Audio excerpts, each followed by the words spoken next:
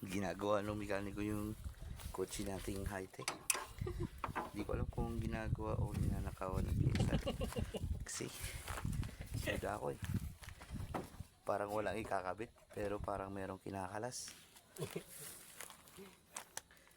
Eh, sa aircon nyo to. Ito na radiator, di ba? Ito ito. Aircon to. Ito radiator. So, papagawa natin yung aircon ng sasakyan natin para malamig.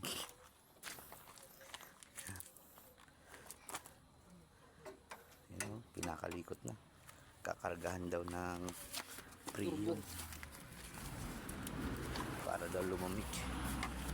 Kaso medyo flat lang yung gulong.